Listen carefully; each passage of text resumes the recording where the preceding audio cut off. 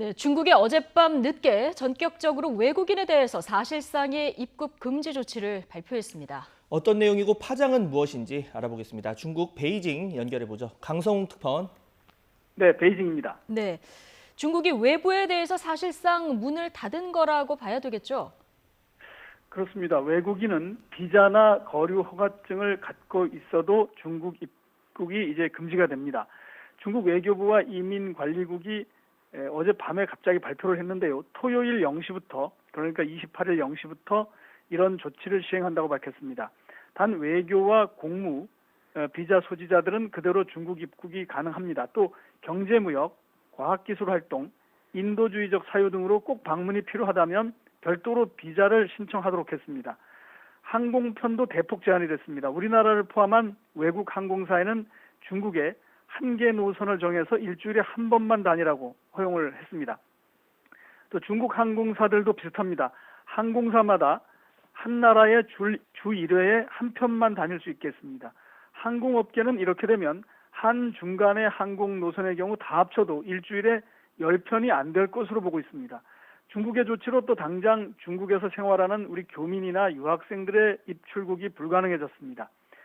중국에 진출한 우리 기업들이 문제인데 기업 주재원들도 역시 입국이 어렵게 됐습니다.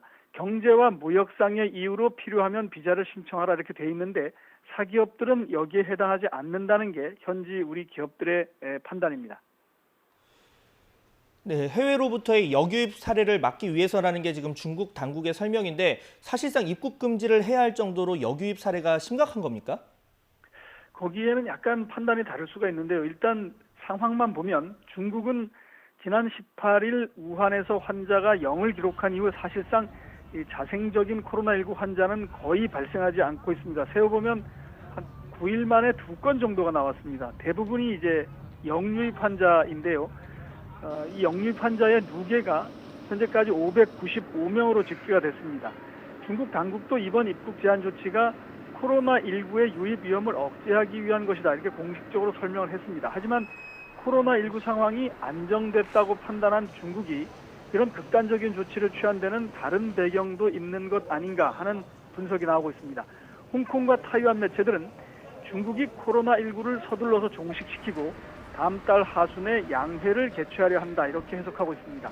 양회 즉 전국인민대표대회와 인민정치협상회의는 당초 이번 달 초 그러니까 지난 5일에 개최될 걸로 예정이 됐다가 코로나19 때문에 연기가 됐습니다. 그러니까 이 회의를 이번에 그러니까 4월 하순쯤에 열어서 코로나19에 대한 승리를 선언할 것이다 이런 관측도 나오고 있습니다.